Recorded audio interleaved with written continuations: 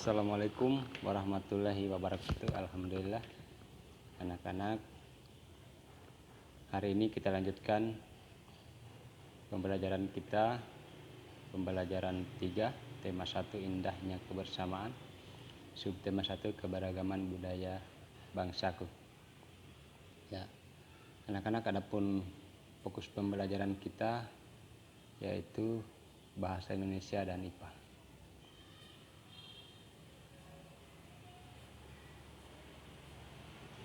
Tujuan pembelajaran kita di pembelajaran 3 ini sebagai berikut. Siswa menjelaskan sifat-sifat bunyi merambat dengan lengkap. Siswa mampu menyajikan laporan tentang sifat-sifat bunyi merambat dengan sistematis. Setelah membaca teks tentang membantu sesama, siswa mengidentifikasi gagasan pokok dan gagasan pendukung setiap paragraf dari teks tulis dengan mandiri. Setelah membaca teks tentang membantu sesama, siswa menyajikan gagasan utama dan gagasan pendukung setiap paragraf dari teks tulis dalam bentuk peta pikiran yang tepat.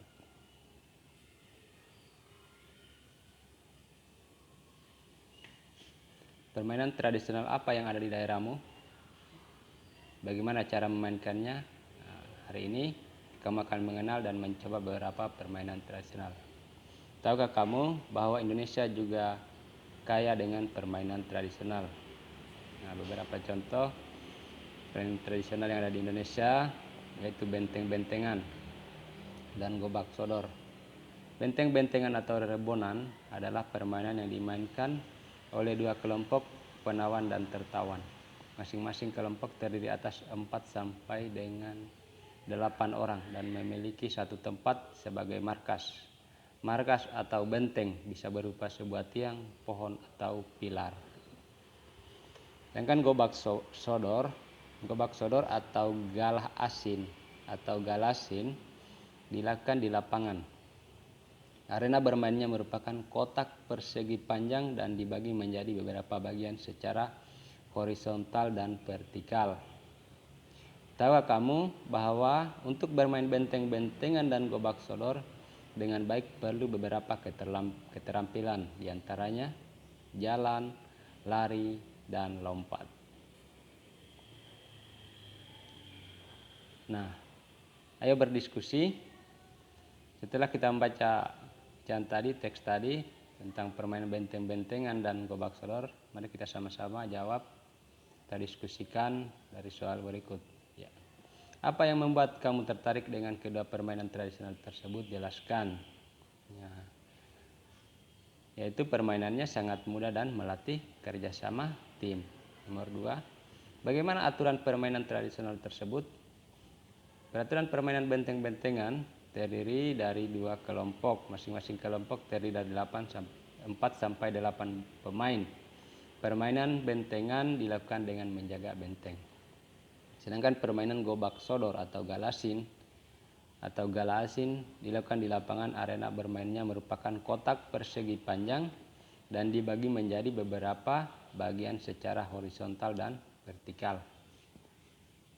3. Bagaimana strategi kelompokmu untuk dapat memenangkan permainan itu? Nah, strateginya yaitu harus kompak dan saling bekerja sama. 4. Sikap apa yang sebaiknya kamu tunjukkan saat kelompokmu menang atau kalah dalam permainan? Nah, jika kita menang, kita tidak boleh sombong, dan jika kita kalah, kita harus menerima kekalahan dengan lapang dada atau sportif. Ya. 5. Hal baik apa saja yang dapat kamu pelajari dari permainan itu? Nah, hal-hal baiknya yaitu melatih kerjasama, kekompakan, menerima kekalahan saat kalah, dan tidak sombong saat menang, dan tidak membeda-bedakan atau memilih-milih teman.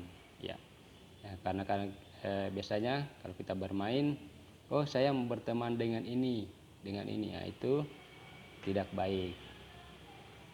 Karena kita semua sama, yaitu satu NKRI, Negara Kesatuan Republik Indonesia. Kita lanjutkan. Ya. Bagaimana bunyi bisa sampai ke telinga? Nah, ayo kita lakukan percobaan berikut. Nah, percobaan 1 ini Tujuannya mengidentifikasi sifat bunyi merambat melalui udara. Alat dan bahan: selang plastik panjang 2 meter atau lebih. Nah, langkah kerjanya: pegang salah satu ujung selang dan minta temanmu memegang ujung lainnya. Dekatkan ujung selang ke telinga. Minta temanmu berbicara melalui ujung selang yang ia pegang. Dengarkan dan catat apa yang ia sampaikan. Berikan hasilnya kepada temanmu untuk diperiksa. Kita lanjut percobaan kedua. Nah, percobaan kedua tujuannya untuk mengidentifikasi sifat bunyi merambat melalui benda padat. Alat dan bahan: gelas plastik 4 buah, benang kasur, paku. Nah, ini bisa minta tolong orang tua untuk menggunakannya atau kakak. Ya. Kemudian langkah kerja: buatlah satu lubang kecil dengan ujung paku di tengah dasar gelas plastik. Potong tali kasur sepanjang 2-3 meter. Masukkan benang ke dalam gelas plastik melalui lubang kecil. Buatlah simpul agar tidak lepas. Berbicaralah dengan temanmu melalui telepon gelas plastik. Lepaskan benang dari gelas plastik. Berbicaralah dengan temanmu melalui telepon gelas plastik tanpa benang. Dengarkan dan catat apa yang ia sampaikan. Berikan hasilnya kepada temanmu untuk diperiksa. Ya, ini anak-anak bisa melakukannya di rumah, ya, dengan minta bantuan kakak atau saudara, ya. Dan kedua, orang tua. Kita lanjut pada percobaan ketiga. Tujuannya mengidentifikasi sifat bunyi merambat melalui benda cair. Alat dan bahan: ember besar, air, batu koral, corong kecil. Nah, langkah kerja: isi ember dengan air hingga penuh. Masukkan corong ke dalam ember hingga bagian bawahnya terendam. Usahakan corong tidak menempel pada ember. Ketuklah salah satu sisi ember dengan menggunakan batu secara perlahan. Sementara itu dekatkan telingamu pada bagian atas corong. Dengarkan dan catat hasilnya. Ya, anak-anak, percobaan 1, 2 dan percobaan 3 ini bisa anak-anak dilakukan di rumah dengan cara meminta bantuan kepada orang tua, saudara atau kakak. Ya.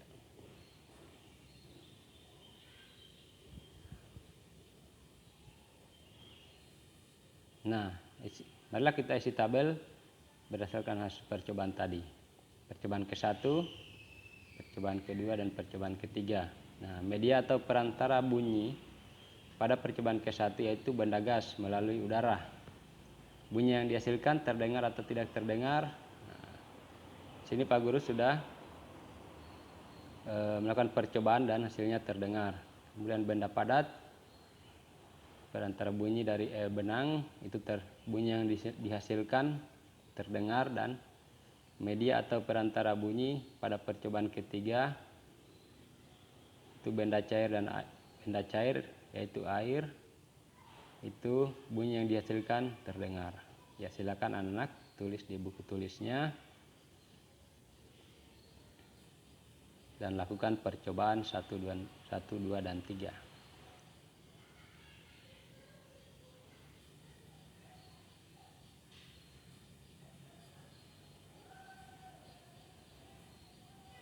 Nah, melalui media apa saja bunyi dapat merambat dan sampai ke telinga kita? Itu melalui udara, benda padat, dan benda cair. Media atau benda apakah yang digunakan untuk merambatkan bunyi? Nah, tadi di percobaan ada selang plastik, benang kasur, paku, gelas plastik, dan air. Apakah bunyi yang dihasilkan dari setiap media sama? Mengapa? Nah, bunyi yang dihasilkan dari setiap media berbeda-beda karena setiap media dapat menghasilkan variasi gelombang bunyi dengan intensitas keras atau lemah, frekuensi tinggi atau rendah, dan nada yang berbeda. Kemudian apa yang dapat kamu simpulkan tentang perambatan bunyi? Bunyi dapat merambat melalui 3 media, yaitu media padat, benda cair, dan udara. Nah, silakan anak-anak, ini nanti menjadi tugas 1 yang akan dikirim ke WA Pak Guru. Nah, ini laporan salah satu percobaan yang kamu lakukan. Percobaan 1, silakan tuliskan laporan percobaan kegiatan percobaannya. Nah, ini contoh nama percobaan perambatan bunyi. Tujuan percobaan mengidentifikasi sifat bunyi merambat melalui benda cair. Nah, Pak Guru ambil sini melalui benda cair. Alat dan bahannya ember besar, air, batu koral, corong kecil. Nah, langkah kerjanya, isi ember dengan air penuh, masukkan corong ke dalam ember sehingga bagian bawahnya terendam. Usahakan corong tidak menempel pada ember. Ketuklah salah satu sisi ember dengan menggunakan batu secara perlahan. Sementara itu dekatkan telingamu pada bagian atas corong, dengarkan dan catat hasilnya. Nah, tugas anak-anak, lanjutkan hasil percobaannya apa dan kesimpulannya apa. Nah, umpama anak-anak mengambil mengidentifikasi sifat bunyi merambat melalui benda padat.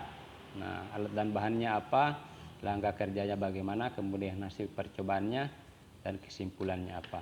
Nah, silakan anak-anak laporkan kegiatan percobaannya. Bisa minta tolong kepada kedua orang tua, kakak atau saudara. Ya. Kita lanjut. Jadi saya ulangi, ini menjadi tugas pertama yang akan dikirim ke WA Pak Guru di pembelajaran 3 ini. Ya, pada pembelajaran sebelumnya kamu sudah membaca cerita tentang siap menghadapi musim hujan. Nah, sekarang baca sekali lagi cerita tersebut dan tulislah gagasan pokok dan gagasan pendukungnya, gunakan diagram-diagram berikut. Ini silakan anak-anak baca siap menghadapi musim hujan yang ada di buku temanya. Oke, saat sudah dibaca, nah, pada paragraf 1, pada paragraf 1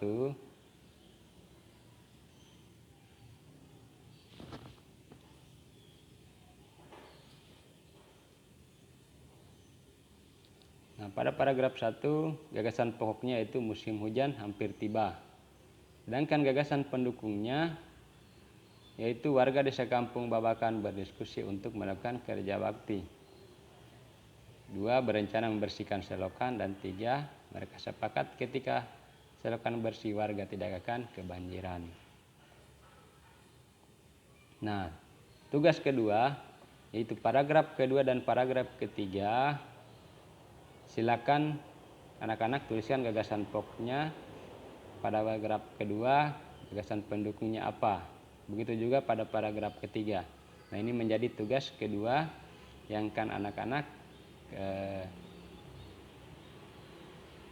kirim ke WA Pak Guru. Nah, tugas pertamanya tadi yaitu laporan hasil percobaan. Dengan tugas kedua ini yaitu menuliskan gagasan pokok dan gagasan pendukung pada paragraf kedua dan paragraf ketiga dari teks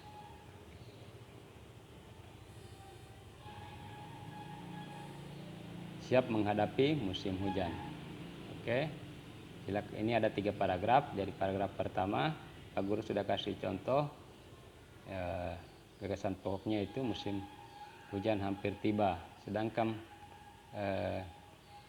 gagasan pendukungnya itu warga desa Kampung Babakan baru diskusi untuk melakukan kerja bakti. Mereka berencana membersihkan selokan dan mereka sepakat ketika selokan bersih warga tidak akan kebanjiran. Nah, paragraf kedua dan paragraf ketiga silakan anak-anak tuliskan gagasan pokok dan gagasan pendukungnya, kemudian kirim ke WA Pak Guru. Ini menjadi tugas kedua.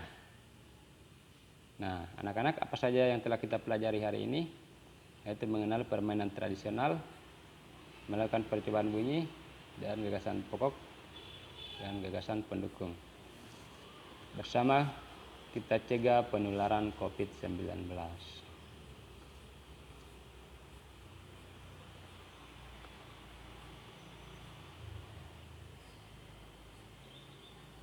Ya, anak-anak, demikian pembelajaran kita pada pagi hari ini, pembelajaran 3. Jadi ingat anak-anak, tugasnya, tugas 1 dan tugas 2-nya dikirim ke WA Pak Guru. Iya, Pak Guru ulangi lagi, dikirimnya ke WA pribadi Pak Guru agar Pak Guru mudah memeriksanya.